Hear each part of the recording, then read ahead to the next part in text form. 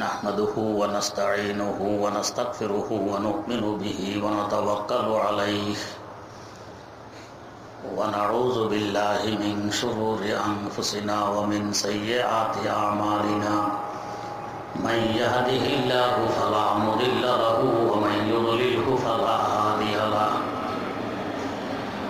ونشهد أن لا إله إلا الله وحده لا شريك له ونشهد أن سيدنا ونبينا ومولانا محمدا عبده ورسوله أرسله بالحق بشيرا ونذيرا وداعيا إلى الله بإذنه وسراجا منيرا صلى الله تعالى عليه وعلى آله وأصحابه وسلم تسليما كثيرا كثيرا أما بعد فأعوذ بالله من الشيطان الرجيم بسم الله الرحمن الرحيم وكذلك أوحينا إليك روحا من أمرنا صدق الله مولانا العظيم اللهم صل على سيدنا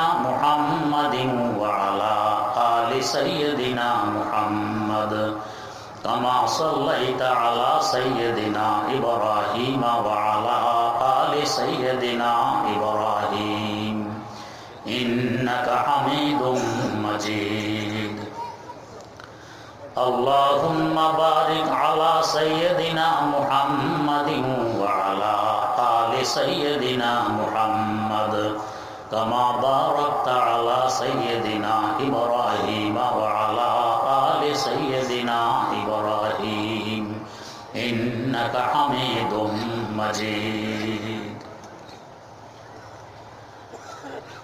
জামিয়া ইবনে আব্বাস মাদ্রাসার উদ্যোগে আজকের এই সমাবেশ। মাদ্রাসা কি করে এই সম্পর্কে বহু আলোচনার পিছনে হয়েছে। আমিও সংক্ষেপে এর সাথে আর একটু যোগ দিতে চাই। তাই এই সম্পর্কীয় একটি আয়াতে কারিমা তেলাওয়াত করেছি। আয়াতে কারিমার ব্যাখ্যা ও তাফসীর সহজে বোঝার লক্ষ্যে প্রথমে কয়েকটি কথা বুঝে নিই। সে কথাগুলো হলো, আমরা যা কিছু দেখতে পাই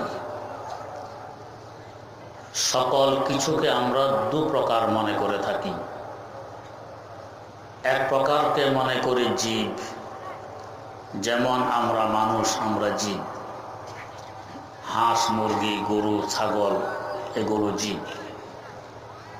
আর এক প্রকারকে মনে করি নির্জীব, যেমন আপনাদের পাশের এই বাঁশের খুঁটি, উপরের কাপড়, নিচের বিছানা, পাথর, ইট পাটকেল এগুলোকে মনে করি নির্জীব। দুই প্রকার। আমরা যদিও দুই প্রকার দেখি, এক প্রকারের মধ্যে আমরা হায়াত দেখতে পাই না, রূহ দেখি না, তাই নির্জীব মনে করি। কিন্তু বাস্তবে আমার আল্লাহর দৃষ্টিতে নির্জীব বলতে কিছু নেই। সকল কিছুর হায়াত আছে, জীবন আছে, রূহ আছে। আমাদের চোখে ধরা পড়ে না, ভিন্ন কথা, কিন্তু আছে।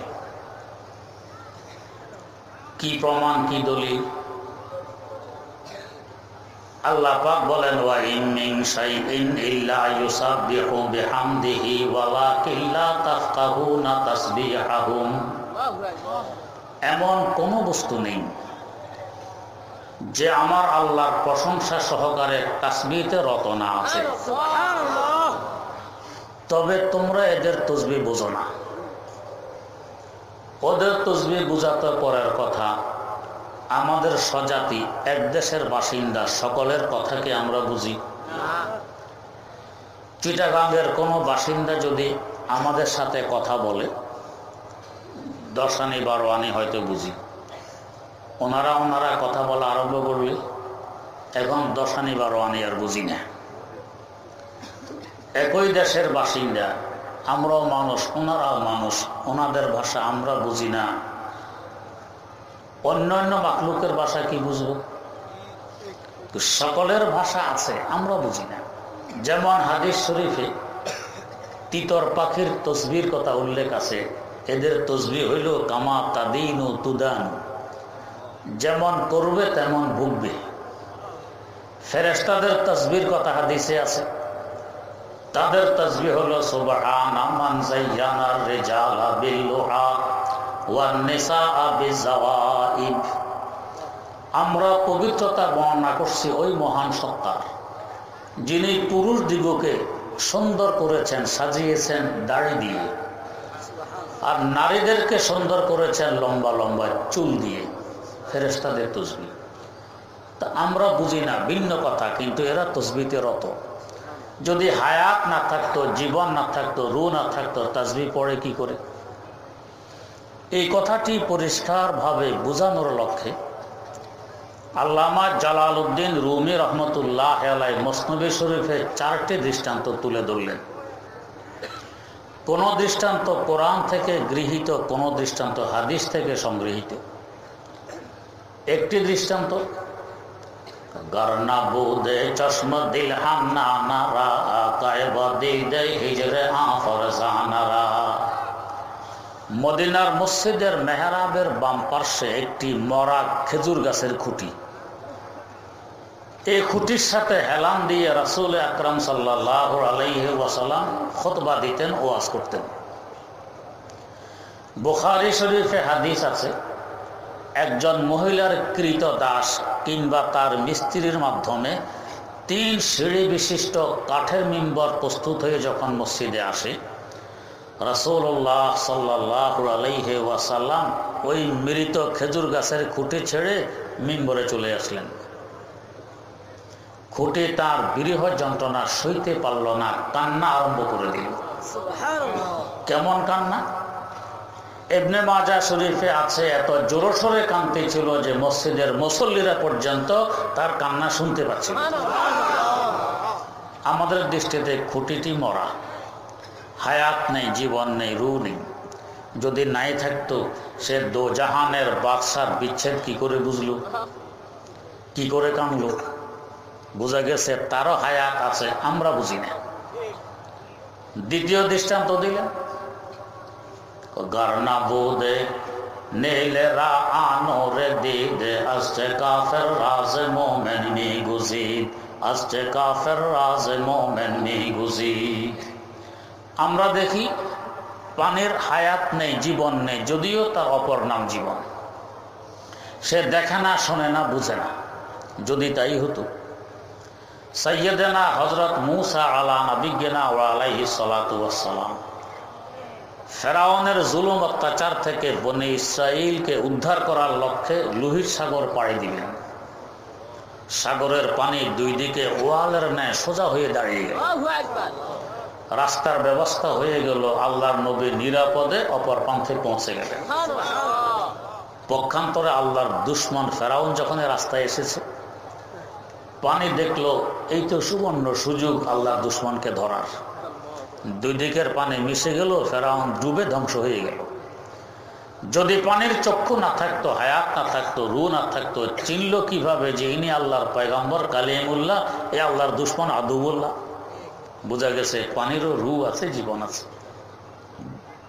3 নম্বর দৃষ্টান্ত দিলেন, সঙ্গে হা আন্দর কাফে বো জাহলে বুদে গোফতে আয় আহমদ বগোই চিস্তে জুদ গর রাসূলে চিস্তে দরদস্তাম নে হা আচো খবরদারি যে রাজে আসমান। একদিন আবু জাহল মুলুম 6টি পাথরের টুকরা তার মুঠের ভিতরে করে দরবারে নবুয়তে এসে বলছে, ও ভাতিজা মুহাম্মদ, তুমি তো আকাশের উপরের কথা আমাদেরকে শোনাও আর জমিনের নিচের কথা শোনাও। আমার মুঠির ভিতরে এমন কিছু বস্তু লুকিয়ে আছে যা আকাশের উপরেরও নয়, জমিনের নিচেরও নয়। যদি বলতে পারো এগুলো কি, বিশ্বাস করব তুমি সত্য নবী। গোফতে চোখাহি বগোয়ান কাঁচে হাস্ত ইয়া বগোয়ান আকে মা হক্কি মরাস্ত।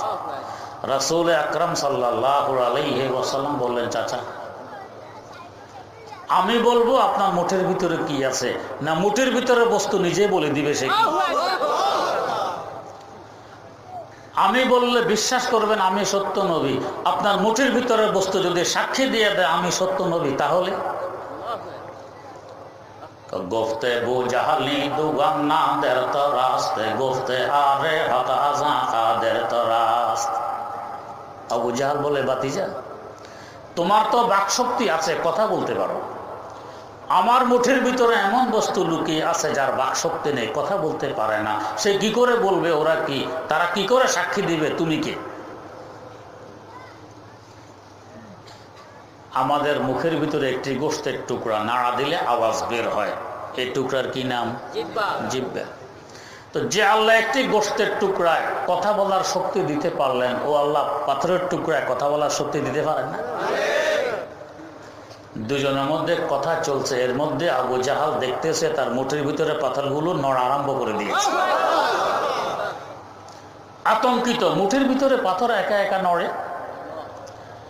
এর পাশাপাশি কথা বলা আরম্ভ করে দিয়েছে। কি কথা? গোফতে সসপারা হাজার দর দস্তে তুস্ত বিষ্ণু আজহার একটু তাসবিহে দুরুস্ত লা ইলাহা গুফত ইল্লাল্লাহ গুফত গওহারে আহমদ রাসূলুল্লাহ সুফত। পাথর বলতেছে, ও আবু জাহালে মরুম, তোর মুঠির ভিতরে আমরা 6টি পাথরের টুকরা লুকিয়ে আছি। তোর বাতিজা সত্য নবী কি সত্য নবী নয়, আমাদের থেকে সাক্ষী শুনে নেই। সাক্ষী দিচ্ছে লা ইলাহা গুফত ইল্লাল্লাহ গুফত গওহারে আহমদ রাসূলুল্লাহ সুফত। একমাত্র উপাস্য আল্লাহ রাব্বুল আলামিন আর মুহাম্মদ মুস্তাফা সাল্লাল্লাহু আলাইহি ওয়াসাল্লাম আমাদের আল্লাহর পাঠানো সত্য পয়গম্বর, সাক্ষী দিয়ে। আমরা দেখি পাথর তো নির্জীব, কিন্তু সে কি করে দুজনের কথা শুনলো, কি করে নড়লো, কি করে কথা বললো, কি করে সাক্ষী দিল, বোঝা গেছে তারা হায়াত আছে, রূহ আছে, আমরা দেখি না। 4 নম্বর দৃষ্টান্ত দিল, আতিশে নমরুদ রাগার চশমা নিস্তে বা খালিলুল্লাহ তারাকুম করদানিস। আমরা দেখি আগুনের রূহ নেই, জীবন নেই, হায়াত নেই। যদি তাই হতো, কমবক্ত নমরুদ আল্লাহর খলিল সৈয়দনা হযরত ইব্রাহিম আলা নবিয়িনা ওয়া আলাইহিস সালাতু ওয়াস সালামকে আগুনে ফেলে দেয়।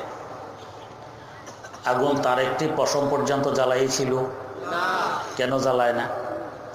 আগুন তো দেখে আমার ভিতরে কি, জ্বালানো তো দূরের কথা, আগুন ধন্য, মনে মনে গর্বিত, আল্লাহর খলিল এখন আমার ভিতরে, তার আরামের ব্যবস্থা করা আমার দায়িত্ব। এদিকে হযরত জিবরিল আমিন আলাইহিস সালাম আল্লাহ পাকের কাছে গিয়ে বলছেন, আল্লাহ গোটা দুনিয়া একমাত্র তৌহিদের পতাকাবাহী আপনার খলিল, তার সাথে কমবক্ত নমরুদ এই ব্যবহার করতেছে, এটা কি সহ্য করার মতো? আল্লাহ একটু অনুমতি দেন, আগুনগুলো তুলে নিয়ে নমরুদের মাথায় ঢেলে দিই। আমার আল্লাহ পাক তো অন্তর্যামী, খলিল অন্তরে কি আছে তাও তো জানেন। বললেন, জিবরাইল, যার ব্যথায় ব্যথিত হয়ে আমার কাছে অনুমতি চাইতে এসেছ, তার থেকে অনুমতি নিয়ে কাজ করো। আগ হ্যায় औलाद इब्राहिम है नमरूद है, आग है औलाद इब्राहिम है नमरूद है, फिर किसी को क्या किसी का इम्तिहान मकसूद है, फिर किसी को क्या किसी का इम्तिहान मकसूद है। আল্লাহ তো পরীক্ষা নিচ্ছেন, দেখি খলিল কি করে। জিবরিল আমিন ছুটে আসলেন খলিলের কাছে, ও খলিল, একমাত্র তৌহিদের পতাকাবাহী আপনি, আর আপনার সাথে কমবক্ত নমরুদের এই ব্যবহার, এটাকে সহ্য করার মতো? অনুমতি চাই, আগুনগুলো তুলে নিয়ে নমরুদের মাথায় ঢেলে দিই। এমন সুযোগ যদি আমাদের হাতে আসতো, কি বলতাম? বলতাম, হুজুর আর দেরি করার কি কাজ, এই তাড়াতাড়ি করুন, জগৎবাসী বুঝবে আমি যে সুফি সম্রাট। আর দেরি কেন করতেছেন, কাজ সেরে ফেলুন, দুনিয়াবাসী জানুক আমি যে বিশ্ব অলি। যারা বাস্তব আল্লাহর অলি, এরা ডন্ডুরা ফিটে আমি আল্লাহর অলি, এরা লুকিয়ে থাকার চেষ্টা করে, প্রকাশ আমার আল্লাহ করে দেন, ভিন্ন কথা। এদিকে আল্লাহর পক্ষ থেকে ঘোষণা চলে আসলো, ইয়া নারু কুনি বারদাউ ওয়া সালামান আলা ইব্রাহিম। আগুন তুই ঠান্ডা হয়ে যা, তবে এত ঠান্ডা নয় যে আমার খলিলের কষ্ট হয়। বিভিন্ন তাফসীর গ্রন্থে তো উল্লেখ আছে, আল্লাহ পাক নমরুদের আগুনকে লক্ষ্য করে বলেছেন, ও আগুন তুই ঠান্ডা হ। শায়েখ আকবর ইবনুল আরবি রহমতুল্লাহ আলাইহি একজন ব্যতিক্রম ধর্মী আল্লাহর ওলি ছিলেন। তার একটি তাফসীর গ্রন্থ আছে, ব্যতিক্রম ধর্মী তাফসীর গ্রন্থ। তিনি এই আয়াতের তাফসীরে উল্লেখ করেন যে নমরুদের আগুনকে আল্লাহ বলতে হবে আগুন তুই ঠান্ডা হ। কেন? আগুনের চোখ নেই? আগুন দেখে না আমার ভিতরে কে? তো প্রশ্ন জাগে, তাহলে কোন আগুনকে লক্ষ্য করে বলেছেন আগুন তুই ঠান্ডা হ? আসলে ব্যাপার ছিল, যখন আশিক এবং প্রেমিক নির্জনে যায়, তখন তার মন মস্তিষ্কে রগ রেশায় তার মাসুক আর প্রেমাসক ছাড়া আর কিছু থাকে? আশিক আর প্রেমিক বুঝে নির্জন কেমন দামি। আগুনের ভিতর থেকে নির্জনতা আর বেশি কোথাও হওয়া সম্ভব?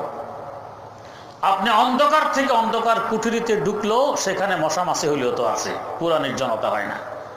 আগুনের ভিতরে কোনো পোকামাকড় নেই, মশা মাছি নেই, কিছু নেই, পূর্ণ নির্জনতা। খলিল এখন নির্জনে, খলিল আশিক আর প্রেমিক, আর আমার আল্লাহ মাসুক আর প্রেমাসক। এখন খলিলের মন মস্তিষ্ক আর কিছু আছে?